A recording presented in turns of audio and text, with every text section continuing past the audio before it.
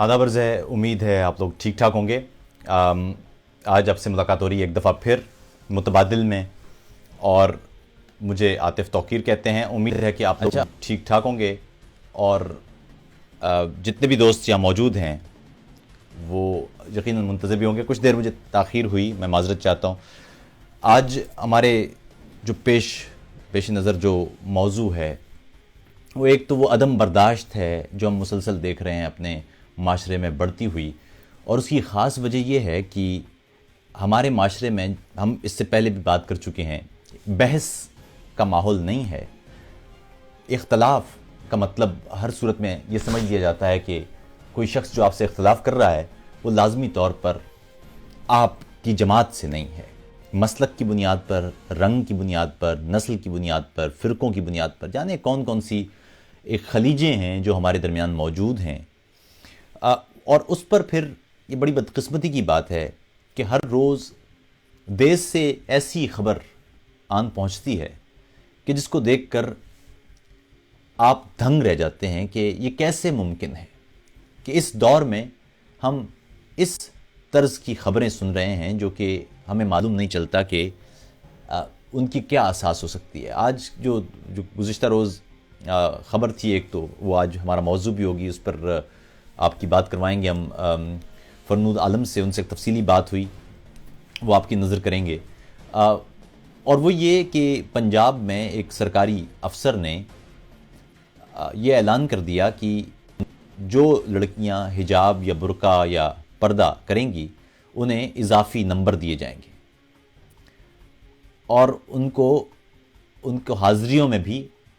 उनको 5% की छूट दी जाएगी। कि तो ये ऐसे माहौल से आप अंदाज़ा लगा सकते हैं कि पूरा एक माशरा किस तरफ जा रहा है, जिसमें सरकार और रियासत फ़र्द के यकीन और ईमान तक को जांचना चाहती है, जांच रही है। और इसका आगाज़ सिर्फ आज नहीं बल्कि कई दहाइयों से हो चुका है। और ये इंतहाई दुख की बात है कि हम जिन मामलात पर, जिन पॉलिसीज़ पर हमें काम करना चाहिए, उन पर हमारी हुकूमतें काम करती हुई दिखाई नहीं देती, बल्कि मुकम्मल तौर पर नाकाम दिखाई देती हैं। सेहत का शोबा बर्बाद हाल है, तालीम का शोबा बर्बाद हाल है, तवानाई का शोबा बर्बाद हाल है, मुलाजमतों का और रोज़गार का शोबा बिल्कुल उसका बेड़ा गर्क हुआ हुआ है, इंफ्रास्ट्रक्चर तबाह हो रहा है। और ऐसे में ऐसे फ़रोई मामलात की जानिब ज़्यादा रुजू किया जाता है। कहीं हम देख रहे हैं कि जजेस आबदीदा हो रहे हैं जिनका कोई ताल्लुक़ ही नहीं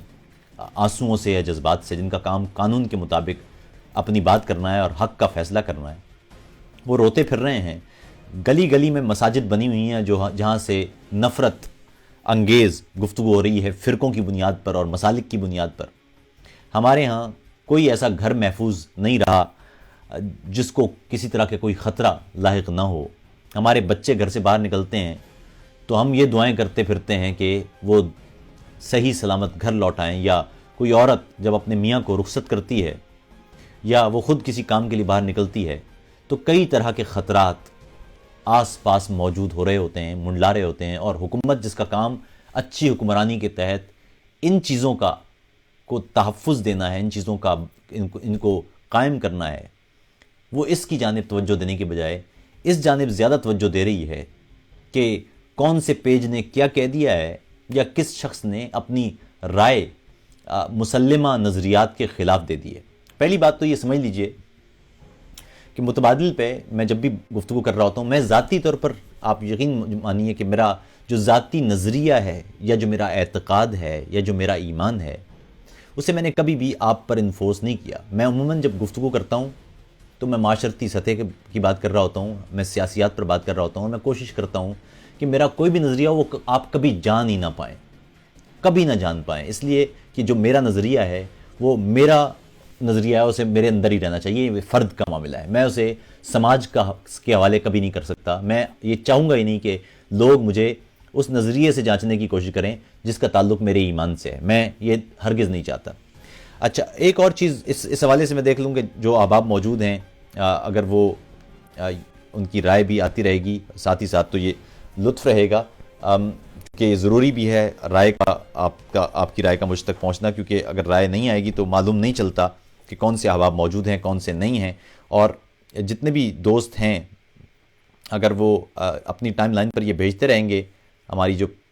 پیغام ہے، تو اس کا فائدہ یہ ہوگا کہ دوسرے احباب تک بھی ہمارا یہ پیغام پہنچ جائے گا، جس کو متبادل کے ذریعے ہم بات کر رہے ہیں اور جو ہوگی۔ محمد سلمان ہمارے ساتھ ہیں، اسی طرح عمر بن ہشام ہمارے ساتھ ہیں، مقیم علی آپ کا بھی بہت شکریہ، عمر بن ہشام شکریہ آپ کا،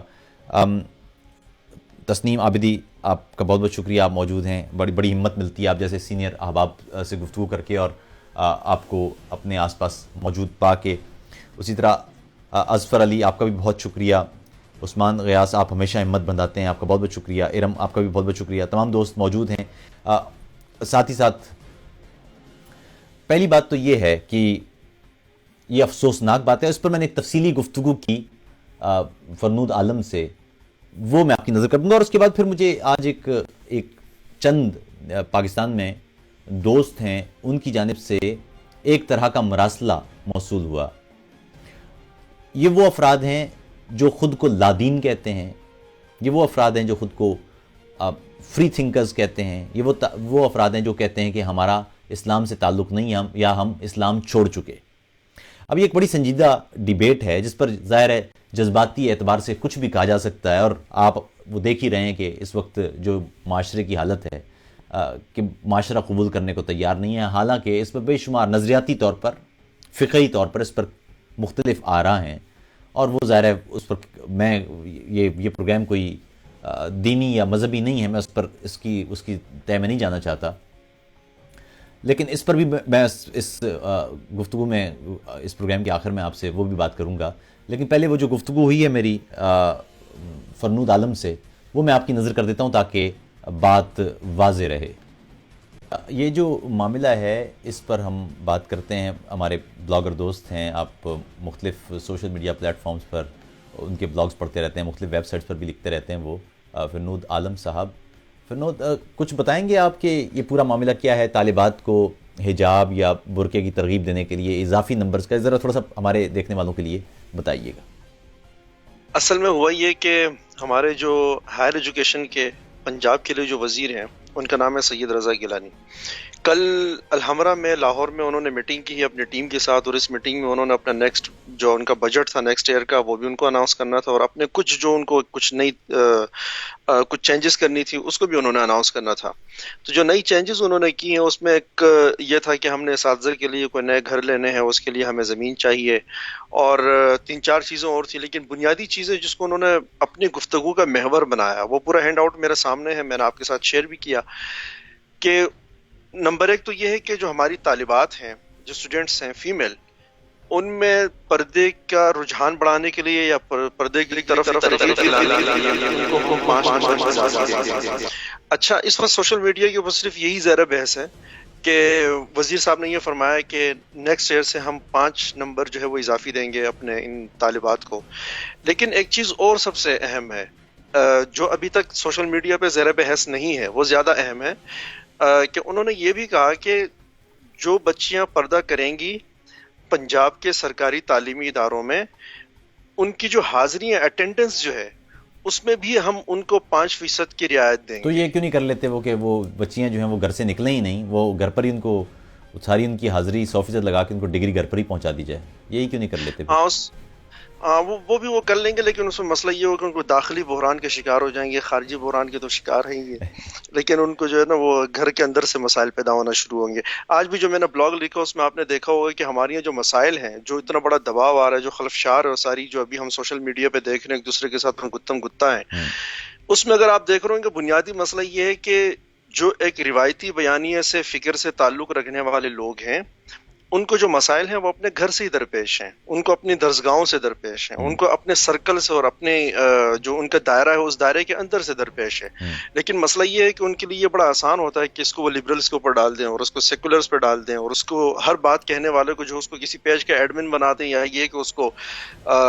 ملحد قرار دے دیں۔ یہ سب سے آسان طریقہ کار ہے۔ خیر، ہم بات کر رہے تو اس کے اوپر جو ان کا ہینڈ آؤٹ ہے سید رضا گیلانی صاحب کا. اچھا انہوں نے یہ بات کہی, یہ میڈیا کے اوپر گئی اور اس کے اوپر انہوں نے بار بار اصرار کیا اپنے اس اجلاس کے اندر. صحافیوں کو بھی جو ہمارے دوست احباب وہاں پہ موجود ہیں ان کا بتانا بھی یہی ہے. ایک منٹ, یہ جی جی آواز آ رہی ہے میری؟ آپ بالکل فرمائیں. جی جی ٹھیک ہے جناب اچھا اس میں اب یہ ہوا کہ جب وہ چیز جیسے ہی باہر گئی اور سوشل میڈیا پہ ہمارے دوستوں نے جب اس کے اوپر رد عمل دیا تو اس کا نتیجہ یہ نکلا کہ تقریباً کوئی 1 گھنٹے کے اندر اندر یا 2 گھنٹے کے اندر اندر پنجاب کی طرف سے, پنجاب حکومت کی طرف سے یہ آ گیا کہ ہم اس کی تردید کرتے ہیں. اچھا اس میں صرف ایک تو 2 باتیں یہ ہو گئی. تیسری ایک بات انہوں نے یہ کہا کہ جو خطاطی ہے, خوش خطی, یہ مسلمانوں کی یعنی یہ مسلمانوں کی میراث ہے اور ہمیں چاہیے کہ ہم سرکاری تعلیمی اداروں میں اردو خوش خطی یعنی خطاطی کو ہم رواج بخشیں اور اس کے نتیجے میں ہم بہتر مسلمان پیدا کر سکتے ہیں. اچھا میں خطاطی کے تو حق میں ہوں, ہم اردو زبان کے بھی حق میں ہیں, لیکن میں اس ہینڈ آؤٹ کو پڑھنے کے بعد ابھی تک یہ سمجھنے سے قاصر ہوں کہ خطاطی سے ایک شخص جو ہے وہ ایک اچھا مسلمان کیسے ہو سکتا ہے. مطلب میں تو یہ بھی سمجھنے سے قاصر ہوں کہ پردہ کر لینے سے ایک شخص اچھا مسلمان کیسے بن جاتا ہے. چاہے جائے کہ وزیر صاحب یہ فرمائے کہ آپ خطاطی سیکھیں چونکہ یہ مسلمانوں کی میراث ہے, یہ اگر آپ سیکھیں گے اور اس کے اوپر آپ توجہ دیں گے تو ایک وقت آئے گا کہ آپ انشاءاللہ تعالی ایک اچھے مسلمان بن جائیں گے. خیر بہرحال ابھی کچھ دنوں پہلے میرے لیے اس میں ایک بڑی خوش آئند بات ہے اپنا عاطف بھائی, وہ یہ ہے کہ پچھلے دنوں میں پنجاب حکومت کی طرف سے ہی یا بلکہ ہمارے ایک ضلع میں ایک تھانے کی طرف سے ایک نوٹیفیکیشن جاری ہوا اور اس میں یہ کہا گیا کہ پنجاب بھر میں جو ہمارے وہ لوگ جو افغان دکھتے ہوں آپ کو شکل و صورت سے, یا وہ پختون دیکھتے ہوں آپ کو شکل و صورت سے, اس طرح کے جو لوگ بھی آپ کو نظر آئیں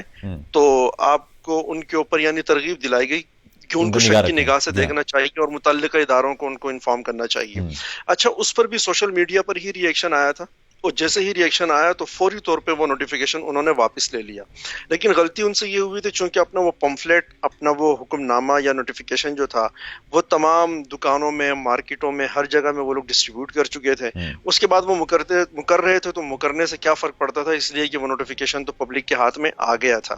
وہاں بھی پرابلم یہ تھی کہ سوشل میڈیا پہ ہمارے دوست احباب خاص طور سے ہم نے متعلقہ لوگوں سے, میں نے تو پرسنلی اپنے جو پولیس ڈپارٹمنٹ کے اندر جو دوست احباب ہیں ان سے رابطہ کیا اور ان سے یہ کہا کہ چونکہ میں خود پختون ہوں تو لہٰذا میں نے کہا کہ یہ کوئی اس کا مسئلہ پیدا نہ ہو جائے کوئی لسانیات کا. لیکن عرض اس میں یہ تھی کہ ہم اپنی کسی بھی حکومت کو پورے پاکستان میں صوبائی ہو یا فیڈرل گورنمنٹ ہو, ہمارا نقطہ نظر یہ ہے کہ آپ زبان, رنگ, نسل, عقیدے, نظریے اور تہذیب و روایت کی بنیاد پر یا ثقافت کی بنیاد پر کسی شہری کے ساتھ کسی قسم کی تفریق نہیں برت سکتے. پنجاب حکومت کی طرف سے ہی دوبارہ یہ مسئلہ آیا, یہاں پر بھی یہ مسئلہ ہے اور کل میں نے اس کے اوپر لکھا بھی تھا کہ ہمیں مسئلہ یہ ہے, ہمیں یہ مسئلہ نہیں ہے کہ کوئی پردہ کرنے والی خاتون کی آپ حوصلہ افزائی کر رہے ہیں, کوئی والد اپنی بچی کی حوصلہ افزائی کرنا چاہتا ہے تو کرے, کوئی اساتذہ بھی اگر کرنا چاہتے ہیں تو کریں, اور اس کے پاس اگر اس کے لیے کوئی اخلاقی روڈ میپ ہے اس کو اختیار کرنا چاہتے ہیں 100 بار کریں. ہمیں حوصلہ افزائی سے مسئلہ نہیں ہے کہ پردہ کرنے والی بچی کی حوصلہ افزائی کیوں گئی, مسئلہ ہمیں اس بات سے درپیش ہے کہ جو پردہ نہیں کرتی ہیں ہماری طالبات بہنیں, آپ ان کی حوصلہ شکنی کر رہی ہیں, حوصلہ شکنی بھی نہیں کر رری ہیں, بیسیکلی تذلیل کر رہی ہیں. نہیں دوسری بات یہ بھی ہے کہ بہت ساری ایسی بھی, ہمارا ملک صرف ایک مذہب کے لوگ تو نہیں ہیں نا, اس میں کرسچنز بھی ہیں, اس میں ہندوز بھی ہیں, بہت ساری دوسری کمیونٹیز بھی ہیں, تو پھر تو یہ بھی ایک ریاستی تفریق ہو جائے گی نا کہ اگر آپ صرف مسلمان بچیوں کو اضافی نمبر دے رہے ہیں اس پردے یا برقعے کی بنیاد پر, اور دیگر جو لوگ ہیں, جو دیگر مائنورٹیز ہیں, اقلیتیں ہیں پاکستان کی, تو یہ تو خود ریاستی تفریق ہو جائے گی. اصل میں آپ کو بتاؤں عاطف بھائی, اگر ہم کھل کے اس مسئلے کے اوپر بات کریں, ایسا نہیں ہے کہ ہمارے پاکستان میں بہت پڑھے لکھے لوگ, سمجھدار لوگ اور اچھے خاندانوں کے لوگ, اچھی سوسائٹی کے لوگ, وہ باقاعدہ یہ سمجھتے ہیں کہ اگر یہ پردہ غیر مسلموں کو بھی کروا دیا جائے تو اس سے کوئی خاص فرق نہیں پڑتا. مجھے بہت اچھی طریقے سے یاد ہے, اس وقت ہماری عمر اگرچہ کم تھی, لیکن افغانستان میں جب طالبان کی حکومت قائم ہوئی تھی تو قندھار کے چند علاقوں میں ایک تو ہندو کمیونٹی سے یہ کہا گیا تھا کہ آپ اپنے گھروں پہ ایک جھنڈے کا کلر, ان کو بتایا گیا تھا کہ آپ اس کلر کا جھنڈا اپنے گھر پہ لگائیں گے تاکہ پتہ چل سکے کہ آپ اقلیت ہیں. نمبر 1. نمبر 2, ان کی خواتین کو اپنے لباس میں ایک ٹکڑے کا ایسا اضافہ کرنے کا ان کو حکم جاری کیا گیا تھا طالبان حکومت کی طرف سے، جس سے صاف پتہ چلے کہ یہ جو خواتین گزر رہی ہیں یہ مسلمان نہیں ہیں، غیر مسلم ہو اور یہ اقلیت ہیں۔ اگرچہ اس کی جسٹیفیکیشن وہ یہ دیتے تھے کہ یہ چادر لینا یا یہ جو ہم نے حکم جاری کیا اس کا مقصد یہ ہے کہ ہمیں پتہ چل سکے یہ اقلیت ہے اور ان کے ساتھ ہم اقلیت والا برتاؤ کر سکیں، یعنی اقلیت کو ہم باقاعدہ کچھ حقوق دے سکیں۔ پاکستان میں آپ کو یاد ہوگا جب اسی اسلام آباد میں G6 جیسے سیکٹر میں لال مسجد سے جب مسئلہ شروع ہوا تھا، آپ کو یاد ہوگا کہ چائنیز مساج سینٹر سے کچھ چائنیز لڑکیاں پکڑ کے اغوا کی گئی تھی، لائی گئی تھی۔ ان کو جب لایا گیا تھا ان کو، مجھے نہیں پتا کہ ان کو کلمہ پڑھوایا گیا یا نہیں پڑھوایا گیا یا کچھ بھی، لال مسجد میں جو حضرات موجود تھے انہوں نے ان چائنیز بچیوں کو جو وہاں پہ کام کرتی تھی ان کو باقاعدہ برقع پہنایا، اور پہنانے کے بعد پھر میڈیا کے سامنے اس کا بڑا فخر سے اظہار بھی کیا کہ ہم چونکہ پاکستان ہیں تو لہٰذا ہم ان کو پہنائیں گے۔ نمبر 2۔ نمبر 3، ہم جس دنیا میں رہ رہے ہیں اسی دنیا میں ہمارے پڑوس میں ایک ملک واقع ہے، نام اس کا ایران ہے۔ آپ اگر وہاں جائیں گے تو اس کا کوڈ آف کنڈکٹ یہی ہے کہ ہماری اگر فہمیدہ صاحبہ جب یہاں پہ ہماری پارلیمنٹ کی اسپیکر ہوا کرتی تھی، جب وہ ایز اے اسپیکر انہوں نے وزٹ کیا ایران کو، اور جب وہاں پہ جا کے وہ پارلیمنٹ میں انٹری دینے لگی تو ان کو باقاعدہ کہا گیا کہ خاص طرح کا لباس پہن کے آپ کو آنا پڑے گا عورت ہونے کے ناطے، لہٰذا ان کو پورا ان کے دینی تصور میں یا دینی تعبیر میں جس چیز کو پردہ کہا جاتا ہے وہ پردہ باقاعدہ ان کو پہنایا گیا، اس کے بعد ان کو پارلیمنٹ میں آنے دیا گیا، اس کے بغیر ان کو آنے کا موقع نہیں فراہم کیا گیا۔ مسئلہ یہ کہ دنیا میں جہاں کہیں بھی، جیسے مثال یہ وزیر صاحب نے فرمایا کہ آپ کیا سمجھتے ہیں کہ جب انہوں نے یہ بات کہی ہوگی ان کو نہیں پتا تھا کہ اس پاکستان میں غیر مسلم بھی رہتے ہیں؟ کیا ان کو نہیں پتا کہ ہندوؤں کی ایک بہت بڑی کمیونٹی جو ہے وہ پنجاب میں آباد ہے؟ کیا وہ نہیں جانتے کہ ہمارے سکھ برادری بہت بڑی تعداد میں پنجاب میں، خاص طور سے لاہور میں آباد ہے؟ یہ ساری چیزیں وہ جانتے اور سمجھتے ہیں، لیکن مشکل یہ ہے کہ ہماری تربیت میں یہ چیز کبھی شامل ہی نہیں رہی ہے کہ اس وقت ہمارے منہ سے جو جملہ نکل رہا ہے یا جو بھی ہم اقدام کر رہے ہیں اس کے نتیجے میں ہماری اقلیتیں کیا محسوس کرتی ہیں، یا ہم اس کے بارے میں جو بھی رویہ اپنا رہے ہیں۔ میں چھوٹی سی بات آپ سے عرض کروں، یا ہمارے دوست احباب سے جب بھی ہم مائنورٹیز کے حوالے سے خاص طور سے بات کرتے ہیں تو وہ یہ ہم سے کہتے ہیں کہ مائنورٹیز کو مسئلہ کیا، مائنورٹیز کو ہم تو سارے وہ حقوق دے رہے ہیں جو عام انسان کو ہم پاکستان میں دیتے ہیں، بس اتنا ہے۔ مسئلہ اصل میں یہ نہیں ہے اپنا عاطف بھائی، مسئلہ یہ ہمارے جو اس وقت کافی تعداد میں لوگ ہمیں دیکھ رہے ہوں گے، سن رہے ہوں گے، مسئلہ اس وقت یہ ہے کہ پوری دنیا کے انسانوں کا جو اجتماعی شعور ہے اس نے اس بات کا فیصلہ کر لیا، اجتماعی شعور نے، کہ ہم کسی بھی ملک میں کسی بھی شہر میں اس حیثیت سے نہیں رہیں گے کہ ہم شہری کے طور پہ کسی دوسرے درجے کے لوگ، درست بات ہے، ٹھیک ہے؟ مثلا میں ہوں، میں اگر سعودیہ میں رہنا چاہتا ہوں یا ایران میں رہنا یا پاکستان میں رہنا چاہتا ہوں، مجھے چاہے پاکستان مکمل طور پہ فیسیلیٹیٹ کرے، مجھے میرے تمام حقوق دے، لیکن اگر مجھے وہ یہ کہے گی کہ آپ ایک اور طرح کے شہری ہیں اس لیے کہ آپ پختون ہیں، آپ ایک اور طرح کے شہری ہیں اس لیے کہ آپ مذہب اسلام پہ عمل نہیں کر رہے، یا آپ ایک اور طرح کے شہری ہیں اس لیے کہ آپ مسلمان نہیں ہیں، جب یہ ٹائٹل آپ میرے ساتھ لگائیں گے نا تو آپ مجھے جتنے بھی حقوق دے رہے ہیں، جتنا بھی آپ مجھے فیسیلیٹیٹ کر رہے ہیں، اس سے کوئی فرق نہیں پڑتا۔ مسئلہ اصل میں بنیادی طور پہ یہ کہ آپ میری جو ایگو ہے یا میری جو سیلف ریسپیکٹ ہے اس کو آپ ڈیمیج کرتے ہیں اور میرے اوپر کوئی بھی ٹائٹل لگا کے۔ مسئلہ یہ اب وزیر صاحب، یہ صرف وزیر صاحب کا مسئلہ نہیں ہے، رات کو تو چونکہ سوشل میڈیا نے تو اتنا شور مچایا ہوا تو کسی کو نظر ہی نہیں آیا کہ مین سٹریم میڈیا پہ کیا ہو رہا ہے اور اصل میں جو ہینڈ آؤٹ تھا وہ تھا کیا۔ رات کو ہی پاکستان مسلم لیگ نون کے وزیر منان صاحب، پورا نام ابھی مجھے یاد نہیں ہے، ان کا پورا انٹرویو رکھا ہوا کیپیٹل ٹی وی پہ ہوا، کسی خاتون اینکر کے ساتھ، پروگرام کا نام بھی میں بھول گیا ہوں لیکن پروگرام ان کا میں نے پورا سنا۔ وہ اگر آپ دیکھیں، وہ ظاہر ہے کہ جس نے مجھے ویڈیو بھیجی اس نے مجھ سے یہ کہا کہ یہ کوئی مدرسے کے فاضل تو نہیں ہے، یہ کسی جہادی تنظیم سے تو تعلق نہیں رکھتے، یہ تو جماعت اسلامی کے بھی نہیں ہے، یہ تو JUI کے بھی نہیں ہے، اب یہاں کیا ہو رہا ہے؟ تو میں نے جب میں نے ویڈیو دیکھی تو ظاہر سی بات ہے وہ پاکستان مسلم لیگ نون کے ہیں، اور آپ اگر ان کا دیکھیں گے بودو باش ستور صاحب، میں کوشش کروں گا کہ وہ کلپ میں یہاں شامل بھی کر دوں لوگوں کے لیے، جی تو وہ لوگ دیکھیں۔ جی ہاں، تو اگر آپ ان کو دیکھیں گے تو آپ کو لگے گی کہ وہ اپنے بود و باش میں، اپنے معاملات میں ہمارے ہی طرح کے ایک نارمل سے شہری ہیں پاکستان کے، لیکن وہ سوال کیا اٹھا رہے ہیں؟ وہ اینکر پرسن سے جو کہ خاتون ہیں ان سے یہ کہہ رہے ہیں کہ اگر میں آپ کو پردے کی تلقین کروں اور اس کے اوپر آپ تنقید کریں تو اسلام کی جو تعلیمات ہیں جو کچھ بھی ہے میں آپ کو کس بنیاد یہ پر میرے خیال میں ہمارا سب سے بڑا مسئلہ فرنود یہی ہے کہ ہم نے جو اسلام کی اپنی تعبیر یا تشریح ہوتی ہے اسے حرف بحرف درست سمجھ کر دوسرے شخص کی کسی بھی تشریح کو ہم نہ صرف نادرست سمجھتے ہیں بلکہ اس کو غلط قرار دیتے ہوئے ہم یہ حق بھی حاصل کر لیتے ہیں کہ جو میں کہہ رہا ہوں وہی درست ہے اور دوسرے پر وہ لاگو ہو جاتا ہے. جیسے اسلامک اسٹیٹ عراق اور شام میں جو اس نے کیا ہے وہ اس کے جہادی وہاں لوگوں کو قتل کر رہے تھے. وہاں جتنی مائنورٹیز تھی خاص طور پر جو یزیدی مائنورٹی تھی وہاں پر ہزاروں لاکھوں لوگوں کو قتل کیا گیا ہے اور ہزاروں جو عورتیں تھیں بچیاں تھیں انہیں لونڈیاں بنایا گیا ہے. وہاں پر جو غلام بنایا گیا ہے جنسی غلام خاص طور پر بنایا گیا ہے. وہاں پر منڈیاں لگتی رہی ہیں جہاں پر وہ بچیاں بکتی رہی ہیں اور یہ سب اسلام کے نام پر ہوتا رہا ہے اور یہ سب وہ اپنے لحاظ سے اپنی تشریح کے مطابق وہ کر رہے تھے. اور وہ مزے کی بات یہ کہ وہ ہم اور آپ کو غیر مسلم سمجھتے ہیں. ان کی نظر میں ہم اور آپ بالکل مسلم نہیں ہیں اور وہ جو تشریح ان کے پاس ہے اس کے علاوہ کوئی بھی تشریح ان کی نگاہ میں جو ہے وہ قابل قبول نہیں ہے. اور اگر یہ معاملہ ہے اور یہی معاملہ ہمارے ہاں آ رہا ہے اور ہمارے وزیر اگر اس طرح کی باتیں کر رہے ہیں, یہ قرآن میں کہیں نہیں لکھا. قرآن میں لکھا ہے خواتین کے لیے کہ وہ اپنی زینتیں چھپا دیں. یہ کہاں لکھا ہے قرآن میں کہ اس طرح سے پردہ جو وزیر صاحب بتا رہے ہیں یا حکومت طے کرنے کی کوشش کر رہی ہے اس طرح کا پردہ ہوگا؟ اور یہ اگر جواب دے انسان خود ہے, انسان اور خدا کے معاملہ جو ہے وہ انسان اور خدا کے درمیان کا معاملہ ہے. اس میں اگر انسان کو خود اس کی ذمہ داری کا احساس ہے یا اس نے خود جس طرح سے اپنی زندگی گزارنی ہے اس نے اس کا جواب خود دینا ہے, تو یہ ریاست کس طرح یہ طے کر سکتی ہے چیزیں یا کس طرح ترغیب دے سکتی ہے یا شہریوں کے درمیان کس طرح فرق کر سکتی ہے؟ ہماری جو ابھی بالکل حالیہ تضاد ہے اس کی مثال میں آپ کو تاریخ سے پیش کرتا ہوں. اگر ہمارے دوستوں نے جسٹس نسیم شاہ کا جسٹس نسیم کا تھا جس میں میاں طفیل صاحب پیش ہوئے تھے کیس میں اور مائنورٹیز کے حوالے سے اس میں گفتگو ہوئی تھی, تو اس میں جسٹس صاحب نے میاں طفیل صاحب سے یہی سوال کیا تھا. اس کی پوری کاروائی تاریخ میں ریکارڈ میں کتاب میں موجود ہے. اس میں جسٹس صاحب نے ان سے یہی استفسار کیا کہ آپ یہ بتائیں کہ آپ کے نقطہ نظر سے پاکستان میں رہنے والی جو اقلیت ہیں ان کے ساتھ کیا سلوک کیا جانا چاہیے ازرو شریعت. تو انہوں نے ظاہر ہے وہی جزیہ والا تصور پیش کیا کہ وہ ہمارے ماتحت ہوں گے, ہم ان سے جزیہ لیں گے اور ہم ان کے تحفظ کے ضامن ہوں گے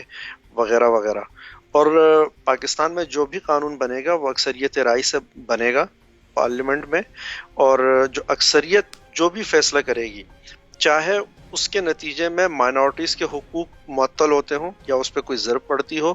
مائنورٹیز کو وہ ماننا پڑے گا اس لیے کہ وہ اکثریت کا فیصلہ ہے. اور اگر مائنورٹیز نہیں مانتی, مثال کے طور پہ اگر ہندو کمیونٹی یہ سمجھتی ہے کہ پاکستان ہمارے رہنے کے لیے ایک بہتر مقام نہیں ہے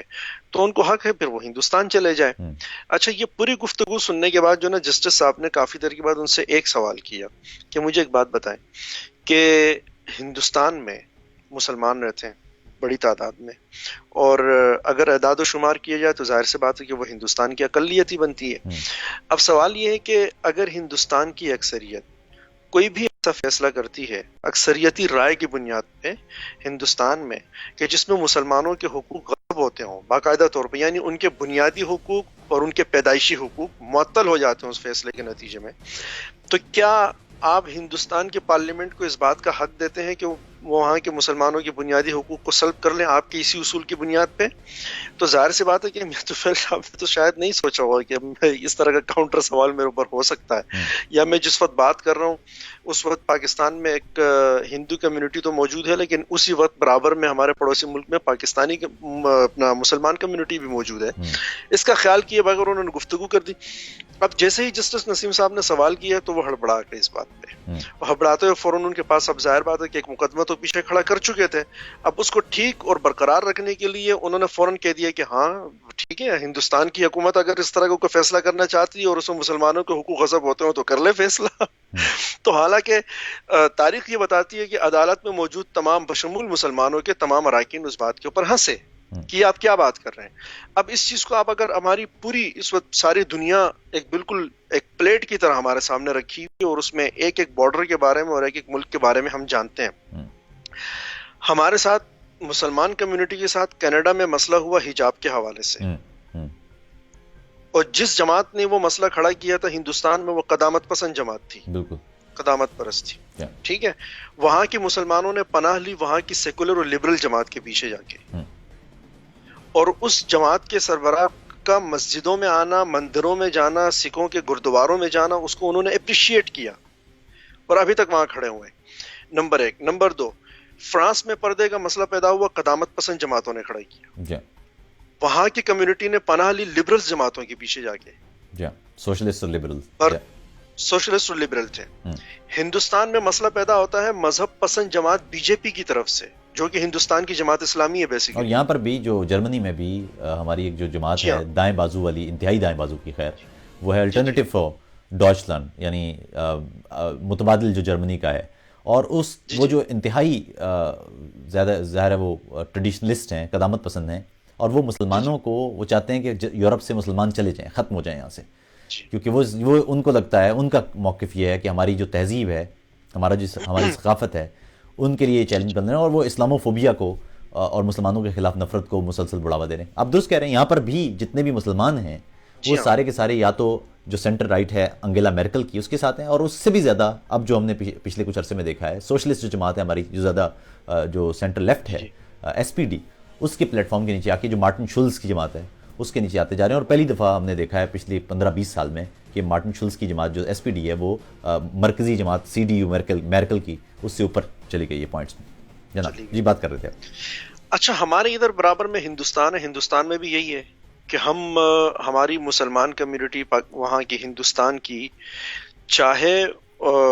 وہ بالکل راسخ العقیدہ مسلمان شہری ہوں ہندوستان کے یا نارمل ہوں، لیکن ان کی شناخت چونکہ مسلمان ہے، وہ سارے کے سارے، چاہے وہ مدرسے کا ہو چاہے وہ کالج یونیورسٹی کا ہو، وہ ہمیشہ کانگریس کے پیچھے آ کے کھڑے ہوتے درست ہیں بات اور ہے۔ کانگریس کے کندھے سے کندھا ملا کے کھڑے ہوئے ہیں۔ پوری تاریخ ہے ہماری ہندوستان کے، ہمیشہ ان کے ساتھ کھڑے ہوئے، لیکن وہاں کی بی جے پی کو ہم گالی دیتے ہیں، اور بی جے پی، اب ظاہر سی بات ہے کہ اگر آپ پاکستان میں یہ سمجھتے ہیں کہ ہم نے ہندو کمیونٹی کے ساتھ یا ہم نے کرسچن کمیونٹی کے ساتھ کسی اور کے ساتھ ہم نے کوئی امتیازی سلوک کرنا ہے اس لیے کہ آپ کا آئین، آپ اکثریت میں ہیں اور اکثریتی استبداد کی بنیاد پہ ہم ان کے ساتھ کوئی امتیازی سلوک کر سکتے ہیں، تو پھر ہمیں ہاں بھی یہ بی حق جے پھر پی ان کو کو بھی آپ اس نہیں بات دیتے۔ کا ہاں حق دینا چاہیے، یہ یعنی اس کو بھی یعنی حاصل ہونا دوسرے صورت چاہیے۔ میں یہ لوگ یہ کہہ رہے ہوتے ہیں کہ فرانس میں برقعے پر پابندی بالکل ٹھیک ہے، سوئٹزرلینڈ بالکل میں ٹھیک ہے، مینار ختم کرنا یہ بالکل ٹھیک کام تھا، یہ بالکل اس ٹھیک اس کام اصول کے مطابق تو پھر یہ ہو جائے گا۔ بات یہ ہے یہ ہو کہ جائے، انسانوں کو آپ مذاہب یا نظریات کی بنیاد پر تقسیم نہیں کر سکتے، یہ بنیادی نہیں انسانی کر حقوق کی خلاف ورزی ہے، اور یہ اقوام متحدہ کا چارٹر جو ہے نا، اگر ایک طرف پاکستان جی کا دستور ہے تو دوسری طرف اسی پاکستان نے اقوام متحدہ کے چارٹر پر بھی دستخط کیے ہوئے ہیں، جس کے مطابق کسی بھی صورت میں انسانوں کے درمیان نظریات کی بنیاد پر، رنگ یا نسل کی بنیاد پر، زبان کی بنیاد پر تقسیم یا تخصیص نہیں کی جا سکتی کسی صورت۔ اور دوسری بات ہے کہ اب تو فنون ہمارے سامنے انسانی ڈی این اے ہے، یہ ڈی این اے بتا رہا ہے کہ اس دنیا میں جتنے بھی بسنے والے تمام انسان ہیں وہ ایک ہی ہیں، ان کے اوپر جو جلد کا رنگ ہے وہ مختلف ہو سکتا ہے لیکن وہ ایک ہی ہیں، یعنی اس کے باوجود اگر آپ اپنے نظریے، ہاں اچھی بات یہ ہے کہ ہمیں معلوم ہے کہ اختلاف ہی کی بنیاد پر کائنات قائم ہے، اس کائنات کی بنیاد اختلاف ہے، اگر یہ اختلاف نہ ہوتا تو ہم مختلف سپیشیز میں تبدیل بھی نہ ہوتے۔ ہم ارتقاء کے ذریعے آج انسان جو بنے ہیں، اور ہمارا جو کروموسوم نمبر 2 بتا رہا ہے 48 کی بجائے 46 کروموسوم جس کی وجہ سے ہوئے ہیں، وہ یہ بتا رہا ہے کہ ہم کس طرح سے ایوالو کر کے یہاں پہنچے ہیں، اور کس طرح سے وہ جو نیچرل سلیکشن کی مائنر چینجز ہیں، فرق ہیں، وہ مختلف سپیشیز بناتے ہیں، اور اسی کی وجہ سے ظاہر ہے کائنات میں، اس دنیا میں اتنا تنوع ہے، اختلاف۔ جی اچھا، تو اب وہ یہ بھی سوچ رہے ہیں کہ آپ ہمیں وہاں پہ اس لیے کہہ رہے ہیں کہ ہم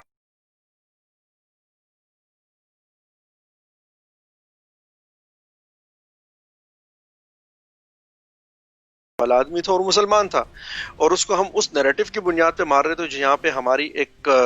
طاقت کے مراکز نے فراہم کیا۔ اس کا نتیجہ یہ نکلا کہ وہ یہاں پر پلٹ کر آئے پاکستان میں، اور ان کے دل و دماغ میں یہ بات بیٹھ گئی کہ جس چیز کو نافذ اور قائم کرنے کا ہم سے مطالبہ کیا جا رہا ہے افغانستان میں یا دنیا کے دوسرے ممالک میں، وہ پہلے ہم پاکستان میں کیوں نہ کریں، لہٰذا انہوں نے پاکستان میں اس کو نافذ کرنا شروع کر دیا۔ تو اکثر میں کہا کرتا ہوں کہ تحریک طالبان کوئی بیوقوف نہیں تھے، یہ تحریک طالبان کے لوگ بیوقوف نہیں ہیں، ان کا دماغ نہیں چلا ہوا ہے۔ وہ جب آپ ان کے ساتھ بات کریں گے تو میرا خیال یہ ہے کہ وہ وہی باتیں جب واپس کر narrative دیں گے جو آپ نے سکھائی ہیں ان کو۔ جی ظاہر سی بات ہے، جو ہم نے ان کو پڑھایا ہے۔ اچھا اور آخر میں اس وقت آخر میں تک ہم آخر میں یہ بتائیں کہ جو سوشل میڈیا کے حوالے سے بحث ہو رہی ہے، اور کہا جا رہا ہے کہ مختلف پیجز ہیں جن کو بند کیا جا رہا ہے، اور اس کی آڑ میں یہ بھی ہو سکتا ہے کہ پورا سوشل میڈیا ہی لپیٹ دیا جائے پاکستان میں. اس پر ذرا آپ اپنی ٹیک دیجئے کہ آپ کیا کہتے ہیں؟ اچھا، میری رائے یہ ہے کہ بہت افسوس کی بات ہے کہ ہمارے ہاں سوشل میڈیا کے اوپر ایسے لوگ موجود ہیں جنہوں نے اس بات کی قسم کھائی ہوئی ہے کہ ہم دلیل سے بات نہیں کریں گے، ہم تذلیل کریں گے، ہم گالی دیں گے. اور میں اس میں کسی مذہب کی بات نہیں کرتا، چاہے وہ لبرلز ہوں چاہے وہ سیکولرز ہوں. ہمارے ایسے لوگ ہیں جنہیں ہم جانتے بھی ہیں اور ہمیں نظر بھی آ رہے ہوتے ہیں کہ وہ اپنے آپ کو لبرلز کہتے بھی ہیں، لیکن ان کا انداز بیان، ان کا زبان و بیان، ان کا گفتگو وہ دلیل سے آ رہی ہے، وہ صرف تصحیح اور تحقیر کے اوپر مبنی ہے. اور میرا خیال یہ ہے کہ جو شخص ایک سیکولر نظم ریاست کی اور ایک لبرل معاشرے کی بات کرتا ہے تو اس کے اوپر یہ بات دگنے درجے میں فرض ہو جاتی ہے کہ وہ عقائد کا، مذاہب کا، نظریات کا، ثقافت کا، تہذیب، رنگ و نسل، زبان کا، ہر چیز کا وہ لحاظ رکھے، وہ اس کا احترام کرے. اگر ہم احترام سے بات نہیں کر سکتے تو پھر ہم گفتگو کا حق کھو دیتے ہیں. لیکن یہ جتنے بھی لوگ ہیں ان کی تعداد بہت ہی کم ہے، لیکن افسوس یہ ہے کہ وہ ان کی چیزیں وائرل ہوتی ہیں اور لوگوں میں وہ چیز جا کے پڑھی بھی جاتی ہے اور وہ رائے عامہ کو متاثر کرتی ہیں. اس کے مقابلے میں وہ لوگ کھڑے ہو جاتے ہیں جو مذہب کی نمائندگی کرتے ہیں. ظاہر ہے کہ پھر وہ اپنے رویے میں وہ ان سے بھی زیادہ دو ہاتھ آگے ہیں. وجہ یہ ہے کہ میں اگر دونوں کو کمپیئر کروں تو میں یہ کہوں گا کہ اس طرف کے لوگ جتنے بھی بدتمیز ہو جائیں تو کم از کم کسی انسان کا قتل تو نہیں کریں گے. وہاں کی مشکل یہ ہے کہ وہ یعنی کہ ان کے رویوں کا کیا شکوہ کرنا، وہ تو پہنچ جاتے ہیں کہ مطلب اس نے فلاں بات کی ہے، چونکہ مذہبی توہین رسالت کے اندر آتی لہٰذا اس کو قتل کیا جائے، اور اس کا گھر بار کو جا کے جلا دیتے ہیں اور اس کا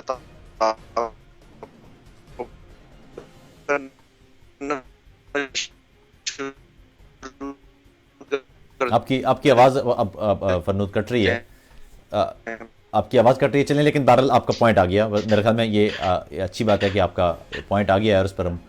مزید بات کریں گے. اچھا، اب توہین رسالت تو یہ فرنود کے ساتھ جو گفتگو ہے یہ آپ سن رہے تھے. میں یہاں اس کو بند کر دیتا ہوں. تو یہ ہے وہ معاملہ، ان سے تفصیلی گفتگو ہوئی. تو میں بھی اس پروگرام کے آغاز میں آپ کو یہ بھی بتا رہا تھا کہ ابھی کچھ احباب، ظاہر ہے سوشل میڈیا پر آپ جب ہوتے ہیں تو آپ طرح طرح کے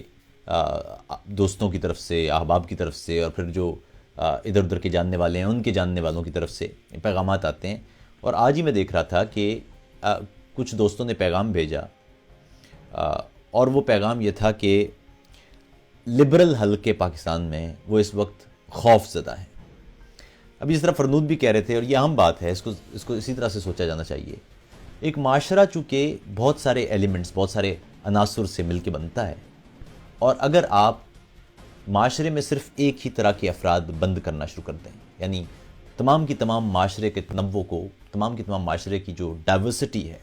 اس کو آپ ختم کر کے آپ صرف ایک ڈبہ بنا کے رکھ دیں اور دوسرے کے لیے بات کرنے تک کا حق نہ ہو، یہ انتہائی خوفناک بات ہے. ایک طرف یہ بات ہے، دوسری طرف یہ بات ہے، میں اس سے پہلے لکھ بھی چکا اپنے کالم میں، ہمارے معاشرے میں مجموعی طور پر شدت پسندی کا رجحان ہے. ہمارے ہاں وہ کوئی لبرل ہو یا کوئی سیکولر ہو یا کوئی لادین ہو یا کوئی مذہبی ہو یا کوئی بہت مذہبی ہو، ہر شخص جب بات کرتا ہے تو اس کا مقصد بات کرنا یا گفتگو کرنا یا دلیل دینا یا سوال اٹھانا نہیں ہوتا، بلکہ ایک طرح سے دوسرے کو نیچا دکھانا یا ذلیل کرنا ہوتا ہے.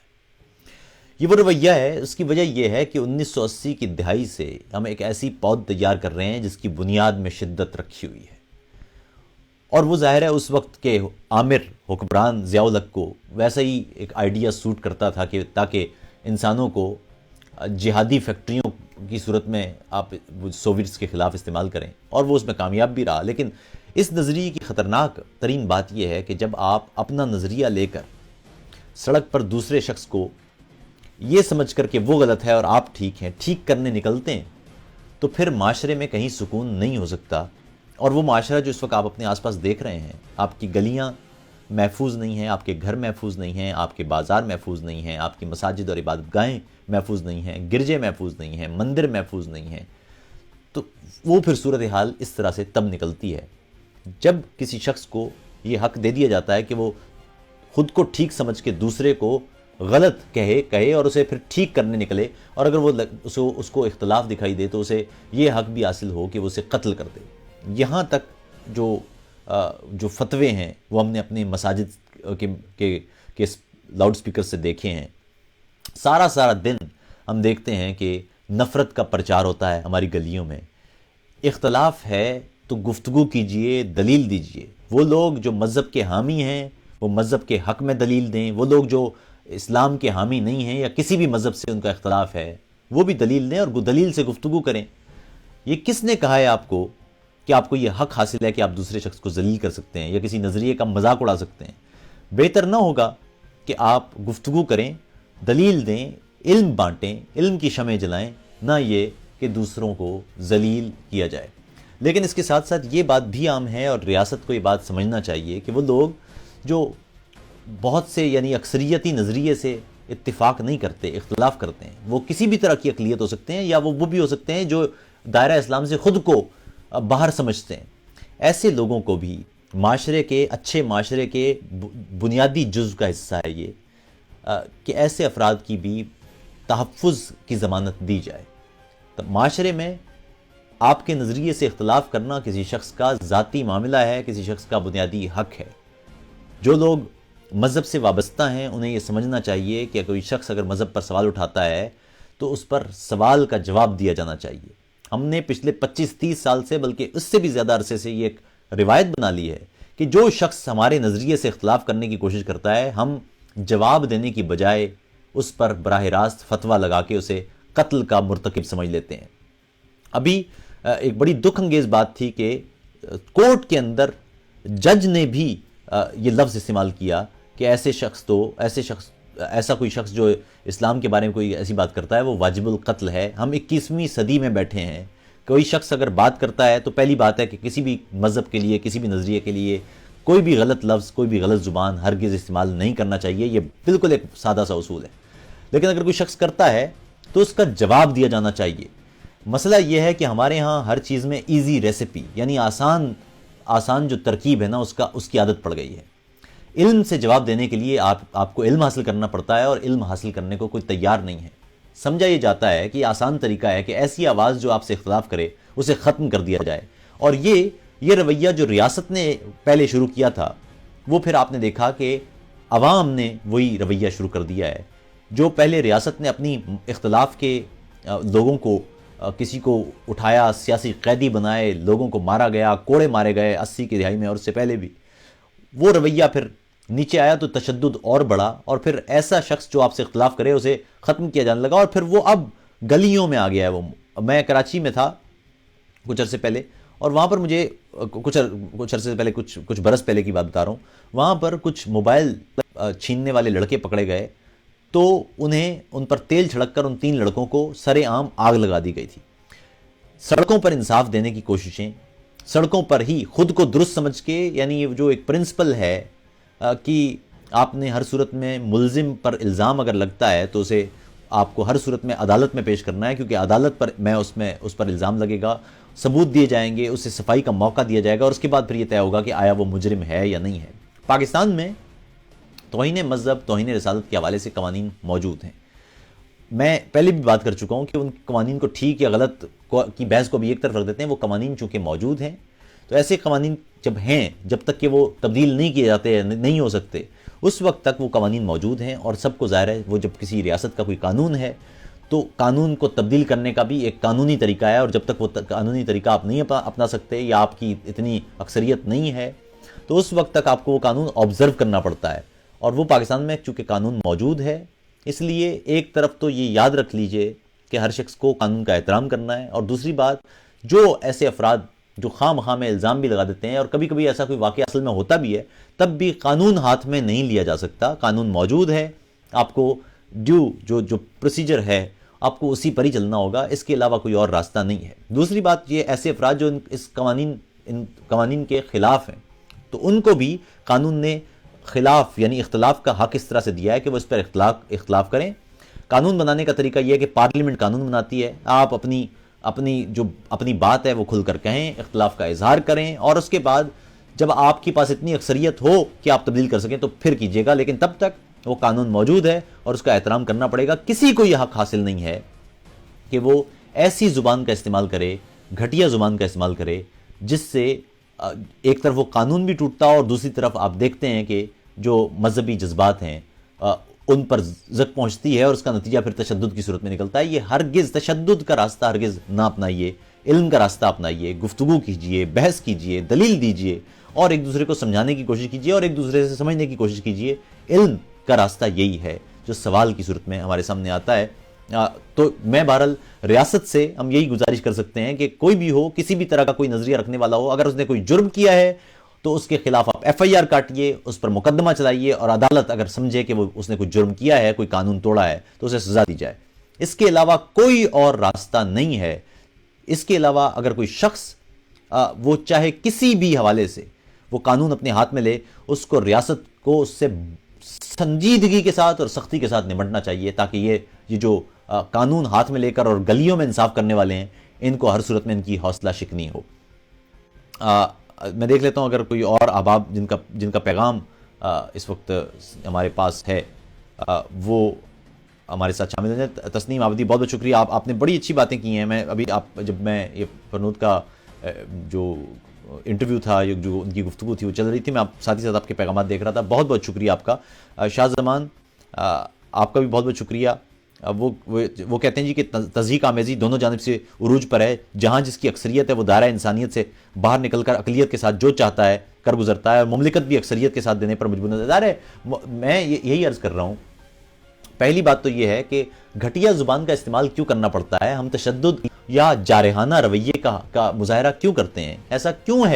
کیوں ہے کہ آپ جو نظریہ, جس نظریے پر آپ عمل پیرا ہیں, آپ اس نظریے کو درست مان کر دوسرے کو درست کرنے نکلتے کیوں ہیں؟ کیا ضرورت ہے؟ آپ کو معلوم ہونا چاہیے کہ علم کا راستہ سوال کا راستہ ہے. آپ کا کام یہ ہے کہ آپ سوال بانٹیے, آپ سوال کیجئے, اور دوسروں کا کام یہ ہے کہ وہ بھی سوال کریں, وہ بھی علم بانٹیں, بحث کی جائے, دلیل دی جائے, اور غصہ نہ کیا جائے, کیونکہ غصہ تو جہالت کا راستہ ہے. غصہ کم علمی بلکہ لا علمی کا راستہ ہے. یہ اپنایا ہی تب جاتا ہے, جارحیت ہوتی ہی تب ہے جب گفتگو نہیں ہو سکتی. اور اس لیے آپ جب دیکھتے ہیں کہ ایک سرخ لکیر ہے کہ جب کوئی بھی شخص پیغمبر اسلام کے حوالے سے گفتگو نہیں سن سکتا ایسی تضحیک آمیز, تو اس کا خیال رکھیے. کبھی بھی اس طرح کی بات نہ کیجیے جو تشدد کا راستہ دے. آپ دیکھ رہے ہیں آپ کا عہد, آپ کا پورا سماج کس جگہ پر ہے, اور اس کے بعد اگر آپ اس طرح کے رویے کا مظاہرہ کریں گے جس کے تحت تشدد میں اضافہ ہوگا, وہ مذہبی ہوں یا غیر مذہبی, سب کی بات کر رہا ہوں, تشدد کا راستہ اختیار کرنے والا کوئی بھی شخص انسانیت پرست نہیں ہو سکتا. جان ایلیا نے کہا تھا, اس دنیا میں دو ہی قومیں آباد ہیں, انسان اور انسان دشمن, اور اس دنیا میں دو ہی نظریات ہیں, انسانیت اور انسانیت دشمنی. تو آپ یہ طے کر لیجئے کہ آپ کون سے قبیلے سے آپ کا تعلق ہے. آپ انسانیت کی طرف ہیں یا انسانیت دشمنی کی طرف ہیں. آپ انسان ہیں یا آپ انسان دشمن ہیں. یہ وہ دو راستے ہیں جن میں سے آپ کو ایک چننا ہوگا, اور کوئی راستہ نہیں ہے. آپ کو انسانیت ہی کی طرف جانا ہوتا ہے. آخر آدمیت بھی کوئی شے, تیرے دربان تو بل ڈاگ نکلے. تو بہرحال آپ لوگوں کا بہت بہت شکریہ کہ اس میں گفتگو رہی, اور میں ساتھ ہی میں چاہتا تو تھا آج کی گفتگو ہو اردو کے حوالے سے. وہ اس پر بھی ہمارے دوستوں نے کہا تھا کہ اس پہ ضرور بات کی جانا چاہیے کہ مردم شماری ہو رہی ہے اور اردو بولنے والوں کے لیے کچھ نہیں ہے, اور اردو کا کھانا بھی نہیں ہے. میرے خیال میں اس پر میں پہلے بھی اپنے ایک پروگرام میں گفتگو کر چکا ہوں, پھر میں بات اس پر ضروری ہے وہ کر دوں. یاد رکھیے کہ پاکستان میں ثقافت اور زبان یہ کسی بھی طرح سے کسی بھی درجے میں یہ پریورٹی تھے ہی نہیں. اس کی وجہ یہ ہے کہ ریاست نے شروع سے یہ طے کر رکھا ہے کہ کبھی بھی وہ معاملات جو ریاست کو کرنے چاہیے وہ نہیں کیے جاتے. اب مطلب یہ ہے اردو زبان, میں ظاہر ہے میں اردو میں بات کر رہا ہوں, میں اردو سے بے انتہا محبت کرتا ہوں, لیکن یہ ایک المیہ ہے کہ ہمارے ہاں ایک تو پاکستان میں علاقائی زبانیں ہیں, پنجابی ہے, اور پنجابی میں بھی بے شمار زبانیں ہیں, پوٹھواری ہے, پہاڑی ہے, چھاچھی ہے, ماجھی ہے, اس کے نیچے آ جائیں تو پھر سرائکی, اور سرائکی کے بھی بے شمار ڈائلیکٹس ہیں. اسی طرح سندھی ہے, اس کے بعد بروہی ہے, بلوچی, بے شمار زبانیں ہیں اردو پاکستان میں. اردو کسی علاقے کی براہ راست زبان نہیں ہے, لیکن اس کے باوجود اردو چونکہ قومی زبان ہے تو ان علاقائی زبانوں سے زیادہ علم اس کے اندر اب آ چکا ہے. علاقائی زبانوں کی تو حالت یہ ہے کہ پنجابی کا اسکرپٹ ختم ہوتا جا رہا ہے، اور اس میں کتابیں بھی آپ کو نہیں ملے گی. یعنی جو جدید ٹیکنالوجی کی کتابیں ہیں، جو جدید تحقیق کی کتابیں ہیں، جو سائنس ہے، میتھمیٹکس ہے، فلسفہ ہے، نفسیات ہے، یہ کتابیں علاقائی زبانوں میں تو موجود ہی نہیں ہیں. اور اردو میں بھی ان کی تعداد بس نہ ہونے کے برابر ہے. کوئی بچہ پیدا ہوتا ہے کسی علاقے میں تو وہ اپنی علاقائی زبان سیکھتا ہے، پھر وہ 4-4.5 برس کی عمر میں اسکول جاتا ہے تو اسے کہا جاتا ہے کہ جی اب ہماری پاس جو علاقائی زبان ہے اس میں علم نہیں ہے، آپ اردو میں علم سیکھیے. وہ اردو میں علم سیکھنا شروع کرتا ہے، وہ 10ویں میں پہنچتا ہے تو آپ کہتے ہیں جی کہ اب ہمارے پاس physics, mathematics, chemistry, statistics, biology, یہ اب ہمارے پاس اردو میں نہیں ہے. ایڈوانس سٹڈیز کے لیے آپ کو ہر صورت میں انگریزی سیکھنا پڑے گی. تو یہ ظلم ہے. یا تو بچے کو پہلے دن سے انگریزی سکھائیے تاکہ وہ فیئر کمپٹیشن کے ذریعے، مثبت اور واضح مقابلے کے ذریعے اپنے لیے زندگی کے راستے کھوج سکے، اپنا مستقبل بنا سکے. ورنہ ہمارے معاشرے میں جو تقسیم ہے یا مختلف سکول سسٹمز کی، وہ تقسیم اور بڑھتی جائے گی. ہمارے ہاں اور خلیج بڑھے گی، ہمارے ہاں اور نفرتیں پھیلیں گی، اور سماج کئی حصوں میں ٹوٹتا چلا جائے گا. تعلیم وہ واحد راستہ ہے جس کے ذریعے انسانوں کو انسانوں کے ساتھ جوڑا جا سکتا ہے. یہاں یورپ میں تو بہت سارے ایکسپیریمنٹس ہو رہے ہیں کہ کس طرح سے بچے دوسرے بچوں کی ہیلپ کریں. اور اب میں ابھی سن رہا تھا کہ اب یہاں پر ایک نیا انہوں نے سلسلہ شروع کر دیا ہے کہ بچے ان کو کہا جاتا ہے کہ وہ آ کے دوسرے بچوں کو، جو سینئر بچے ہیں، وہ دوسرے بچوں کے ساتھ وقت گزاریں اور ان کو پڑھائیں. تو اس طرح سے ان دونوں مختلف عمر کے بچوں کے درمیان محبت کا اور ایک دوسرے سے قربت کا رشتہ پیدا ہوتا ہے، اور وہ ایک دوسرے کی مدد کرتے ہیں اور ایک دوسرے کا ساتھ دیتے ہیں. تو اس لیے میرے خیال میں علم ہی بنیادی راستہ ہے. میں بار بار ہر پروگرام میں کم از کم ایک دفعہ ہم اس چورنگی سے ضرور گزرتے ہیں کہ ہمارے مسائل، بہت سارے مسائل کا بنیادی حل یا ایک بنیادی اور کلیدی حل وہ علم ہی میں مضمر ہے، اور علم ہماری ریاست کی پالیسی تک نہیں ہے. اب اردو کا معاملہ آپ کے سامنے ہے. اردو بولنے والے موجود ہیں پاکستان میں، پاکستان کے خاص طور پر جنوبی علاقوں میں، لیکن وہ اب تک اپنی شناخت ڈھونڈتے پھر رہے ہیں. اور دوسرے علاقوں میں جہاں لوگوں کی، جہاں صوبوں کی شناخت موجود تھی، وہ شناخت بھی غائب ہوتی جا رہی ہے. اب ہمارے پاس، ہمارے ملک میں قبیلے دو ہی ہیں، ایک اشرافیہ ہے اور ایک عام انسان ہے. اور جو عام انسان ہے وہ انسان نہیں ہے اشرافیہ کی نگاہ میں. اس کا کام یہ ہے کہ وہ اپنی پوری زندگی خرچ کرے اور ان لوگوں کے پیسوں اور ذخائر میں وہ اضافہ کرتا چلا جائے، اور پھر ذلیل ہوتا وہ مر جائے، بھوک سے، پیاس سے، افلاس سے، خرابی صحت سے، ان کی بلا سے. کیونکہ ایک کے بدلے 10 یہ جو ہے وہ ان کو مزید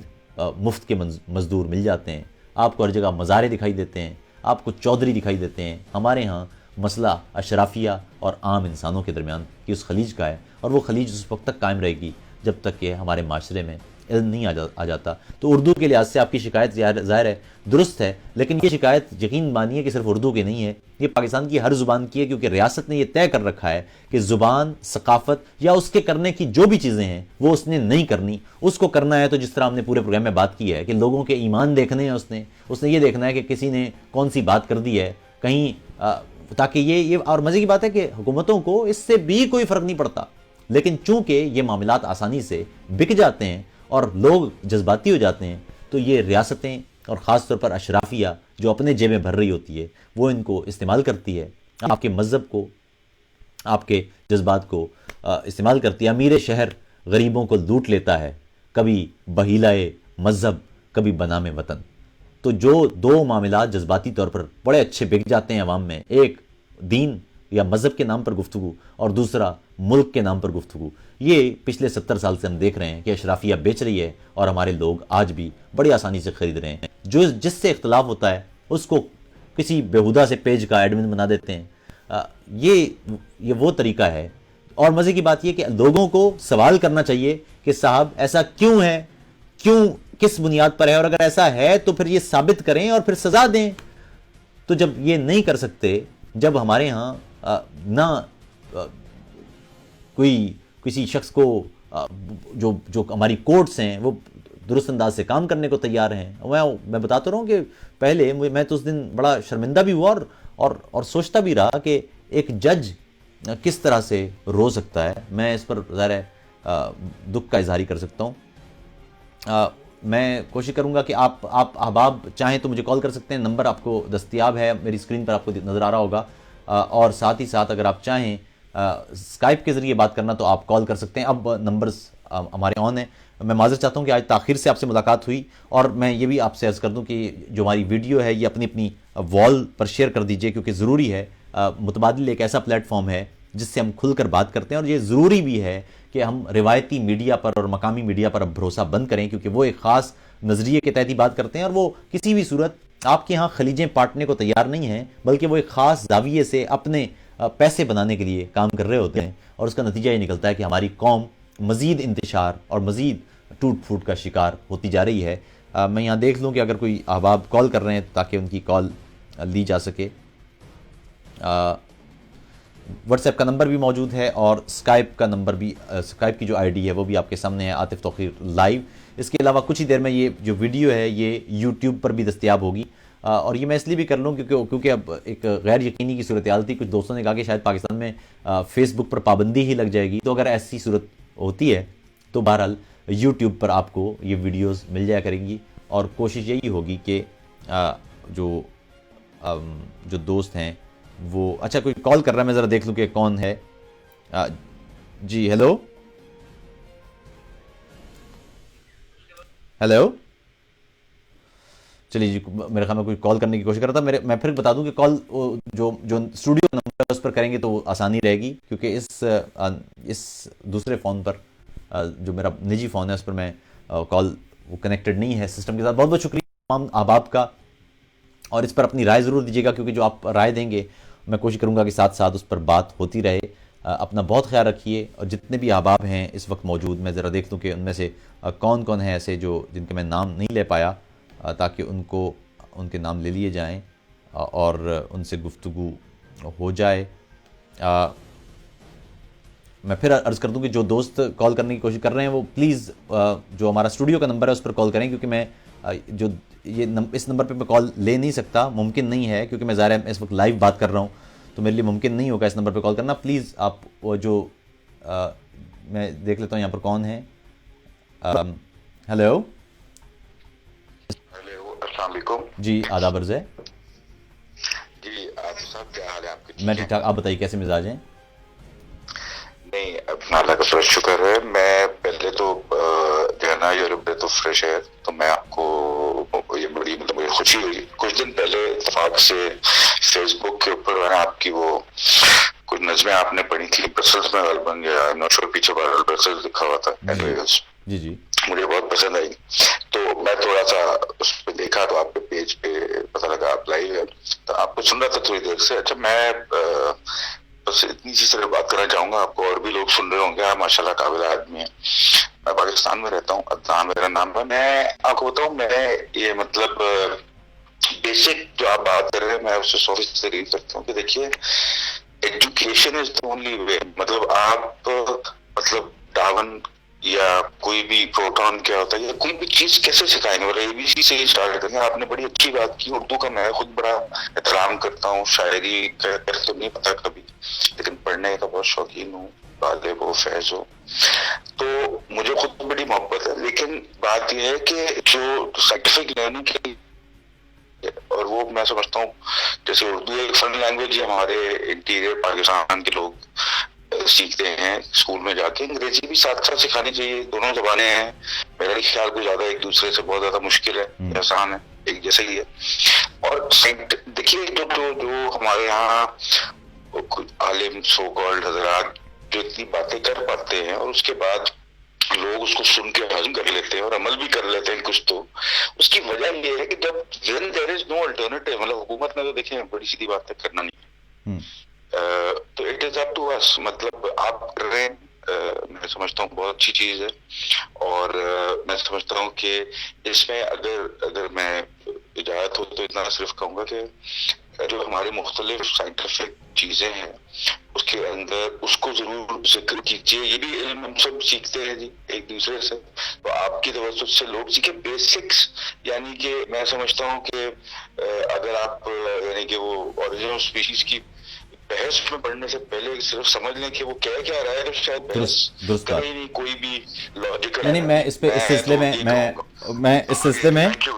सिलसिले में मैं आपको एक छोटी सी बात बता दूं। इस सिलसिले में मैंने BBC से भी मेरी बात हो रही थी कि उनकी कुछ डॉक्यूमेंट्रीज हैं जो हम चला सकें या मुतबादिल पर वो मुसलसल रिपीट पे चलती रहे। मैं कोशिश ये कर रहा हूँ, मगर जाहिर है ये इनिशिएटिव मेरा ज़ाती है और अब आहिस्ता आहिस्ता दोस्त आते जा रहे हैं, एक टीम बनती जा रही है और उम्मीद है कि एक दिन मुतबादिल एक पूरा एक टेलीविजन चैनल होगा जिस पर हम सब दोस्त आ सकेंगे। सॉरी, एक बात आपकी बात से मुझे याद आ गई, मैं सिर्फ इतना कि आपको याद है, मैं जब मतलब मेरी उम्र इस वक्त 42 साल है, जब मैं छोटा था 90s के अंदर या 80 रिमेंबर 18 होगा, मुझे याद है कि जो ओरिजिनल वाला कॉस्मोस था वो PTV पे आता था और मैंने वहीं पे देखा था पहली दफा। अच्छा, ये वाला जो कॉस्मोस है ये मुझे टॉरेंट से डाउनलोड करके, तो मैं भी अपने बच्चों को भी दिखाता हूँ और खुद भी दिखाता हूँ और बेगम से बातें भी सुनता हूँ कि ये क्या तुम बच्चों को कितने चक्करों में डाल रहे हो। लेकिन बात कहने की ये है कि हमारे टीवी देखिए, अगर आप देखें तो हम ज्यादा रिलीजियस, ज्यादा स्टॉन्च, जो जियाद साहब, मैं आपको बताऊं सबसे इंड्यूरिंग लेगेसी, आपने कई बात मैं तायद करूंगा, सबसे इंड्यूरिंग लेगेसी पूरे एशिया में अगर किसी की होगी ना, वो पैगंबर जनरल ज़िया-उल-हक साहब की होगी। मतलब कमाल है, यानी कि यकीन करें, वो उसको द 100 नई वाली अगर माइकल हार्ट लिखे तो उसमें ज़िया-उल-हक का नाम था, खुदा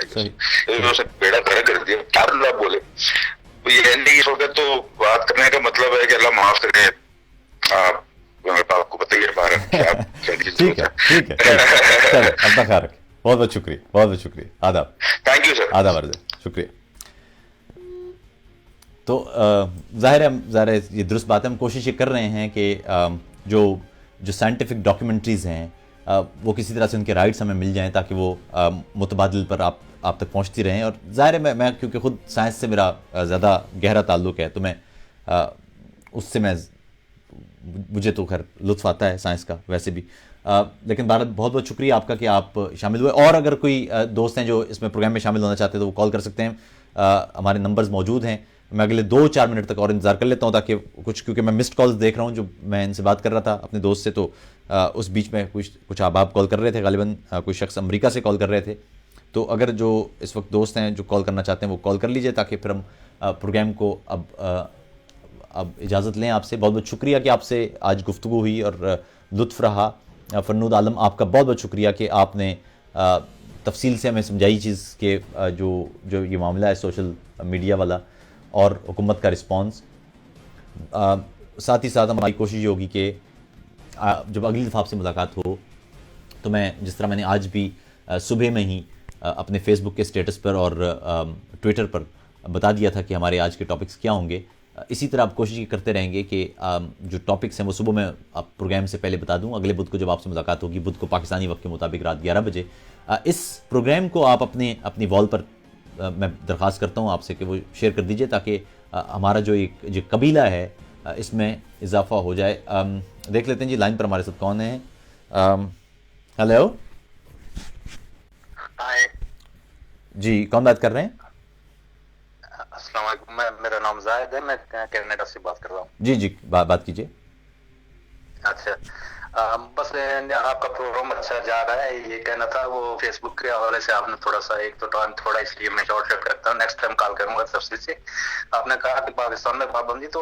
बैरून मुल्क बेपनाह लोग हैं आपके जो फॉलोअर हैं और इस तरह के लोग जो सबकी पसंद नजरियात रखते हैं, तो मैं समझता हूँ कि आपको इसकी लिए कोई परेशानी की वाली बात नहीं।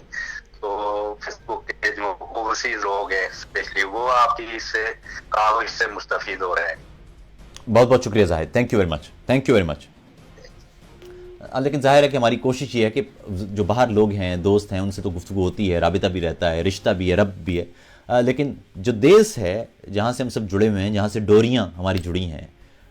हमारी गुफ्तगू बतौर शायर मेरा एक लफ्ज़, उसकी बुनियाद यही है कि मैं अपने अहबाब से जुड़ा रहूँ, अपने कौम से बात करता रहूँ। हेलो, कौन बात कर रहे हैं? हेलो जी, कौन बात कर रहे हैं? जी, मैं उमर बिन हशाम बात कर रहा हूँ लाहौर से। जी कहिए। जी, मुझे आपने आज जो गुफ्तगू की पाकिस्तान में जो मुल्हिदीन में खौफ फैलाया जा रहा है, उस मरासले के बारे में मुझे थोड़ा ऐड करना था। जी कि खौफ की जो बुनियादें हैं वो हमारी वो बहुत ठोस बुनियादें हैं क्योंकि हमें हर तरीके से हंड डाउन किया जा रहा है। अदालत में हुकूमत पाकिस्तान को ऑर्डर्स दिए हैं, वज़ीर आज़म पाकिस्तान ने भी इस चीज का नोटिस लिया है कि जी ये तमाम गुस्ताख जो हैं, गुस्ताख मजहब और जो तौहीन के मुजरिमीन हैं, उन्हें फौरी तौर पे पकड़ा जाए और उन्हें कैफरे किरदार तक पहुंचाया जाए। अब जो असल सूरत हाल ये है कि हम अगर दलाइल के साथ भी गुफ्तगू करते हैं और जब किसी से जवाब नहीं बन पड़ता तो वो फौरन तौहीन मजहब का इल्जाम लगा दिया जाता है। और इसमें हमारे शिकारी जो हैं वो बहुत ज्यादा हैं। लाल मस्जिद के मौलाना अब्दुल अजीज और उनका सारा क्लैन जो है वो हमें ढूंढ रहा है। वो उन्होंने भी हैकर्स हायर किए हुए हैं, पाकिस्तानी गवर्नमेंट एजेंसीज हैं उन्होंने भी हैकर्स हायर किए हुए हैं, और इंफॉर्मेशन टेक्नोलॉजी में उनके पास बहुत एडवांस किस्म के टूल्स हैं जो कि वॉर ऑन टेरर के सिलसिले में उन्हें मिले हुए हैं। और हर कोई हमें जो है वो ढूंढने की कोशिश कर रहा है। अब हमें समझ नहीं आ रही कि हम क्या करें, किसके पास जाएं। हम UNHCR के पास नहीं जा सकते, वहां पे भी पाकिस्तानी लोग बैठे हुए हैं। हम हमें समझ के अपने आप को प्रोटेक्ट करें। तो प्लीज बताएं कि हमें क्या करना चाहिए और हम मजीद कैसे अपने आप को प्रोटेक्ट कर सकते हैं। शुक्रिया आजम, उमर बहुत बहुत शुक्रिया, थैंक यू। देखिए बात यह है कि एक पिछले 25 साल से 30 साल से हम ये मुसलसल एक तरीका देख रहे हैं। मैं इसी की बात भी कर रहा था कि माशरे में तशद्दुद को एक ख़ास तरीके से परवान चढ़ाई गई है। तशद्दुद का रास्ता वो हमने ख़ुद समझाया है। स्कूलों में नफ़रत अंगेज़ मवाद पढ़ाया जा रहा है। और फिर एक अजीबो गरीब मामला ये है कि जो बच्चे 10वीं 11वीं पढ़ के बाहर निकलते हैं वो जब दुनिया देखते हैं, आगे इंटरनेट है, ज़ाहिर है अब सारा मवाद सामने है, वो देखते हैं तो बिल्कुल वो भटक जाते हैं, बिल्कुल उनको या यूँ समझ लीजिए कि बिदक जाते हैं। उन्हें कुछ समझ नहीं आता कि जो सिखाया गया है हमें वो बिल्कुल कुछ और चीज़ है, और जो अब ये मवाद हमारे सामने है ये बिल्कुल कुछ और चीज़ है। इसलिए मेरे ख्याल में रियासत को इस बात को समझना चाहिए कि वो कोई भी हो, उसका नज़रिया कितना भी मुख्तलिफ क्यों ना हो, कितना ही ज़्यादा इख्तलाफ क्यों ना हो, आपको हर सूरत में इल्मी तौर पर और मुदल्लल अंदाज से गुफ्तगू करना चाहिए। दूसरा, जो मुसलमान आलिम हैं ये उनका भी फ़र्ज़ है कि वो अपने पैरोकारों को ये समझाएं कि गुफ्तगू का रास्ता अपनाया जाए। अगर वो दलील नहीं है तो वो आलिमीन के पास जाएं और उनसे सीखें दलील, या ये जो आलिम हैं ये गुफ्तगू करें, बात करें, दलील दें। और मुझे नहीं लगता कि अगर दलील से बात करने की कोशिश की जाए तो कोई मामला हल ना हो। यकीन कीजिए कि ये एक ऐसे माशरे की बुनियाद रखने की ज़रूरत है जहाँ पर इख्तलाफ की इज़्ज़त की जाए। और मैं एक लफ्ज़ है बर्दाश्त, अमूमन आपने सुना होगा कि माशरे में बर्दाश्त का फ़रोग़ होना चाहिए। मैं यकीन मानिए कि मैं इस लफ्ज़ से भी चिढ़ खाता हूँ। बर्दाश्त की बजाय कबूलियत होनी चाहिए। Instead of tolerance, we need to promote acceptance of different ideas and diversity, because that's the core of development. अपना ख्याल रखिएगा, ज़रूर गुफ्तगू होगी आपसे। और जो भी लोग ख़तरे में हैं और जिन भी लोगों से उन्हें ख़तरा है, एक बात का ख्याल रखिए, वो ये है कि मैं पहले भी कह चुका कि आप जब देख रहे हैं कि इस तरह का सूरत हाल है, तो रियासत की ये ज़िम्मेदारी है कि वो नज़रियात को अफराद का मामला समझे। किसी भी तरह के किसी भी एक ख़ास नुक्ते को तमाम इंसानों पर अप्लाई करने की और कानूनी तौर पर रियासत जब इन्वॉल्व हो जाए और वो इंसानों को इस बुनियाद पर, रंग और नस्ल और नज़रियात की बुनियाद पर परखना शुरू कर दे, तो उसका नुकसान ये होगा कि फिर माशरा टूटता चला जाएगा, टूट फूट का और इंतशार का शिकार हो जाएगा। अपना बहुत ख्याल रखिएगा। रियासत से गुजारिशदार है, हम यही कर सकते हैं। हल जो आप पूछ रहे हैं ना शाम, वो यही है कि रियासत अपनी ज़िम्मेदारी निभाए, रियासत अपने करने के काम करे। रियासत के करने का काम ये है, लोगों को तहफ़्फ़ुज़ दिया जाए, तालीम इंसानों का बुनियादी हक है, सेहत इंसानों का बुनियादी हक है, मयार ज़िंदगी बेहतर किए जाएँ, आलूदगी पर काम किया जाए ताकि आलूदगी से हमारा छुटकारा हो, ताकि क्लाइमेट चेंज जो है उससे हम पहले से तैयार हो सकें और क्लाइमेट चेंज को रोक सकें, मौसमियाती तब्दीलियों को रोक सकें। ये वो काम हैं जो रियासत को करने हैं। ये रियासत का काम नहीं है कि मेरा ईमान क्या है या मेरा एतक़ाद क्या है। अपना बहुत ख्याल रखिएगा। आपसे मुलाकात होगी आइंदा बुध को पाकिस्तान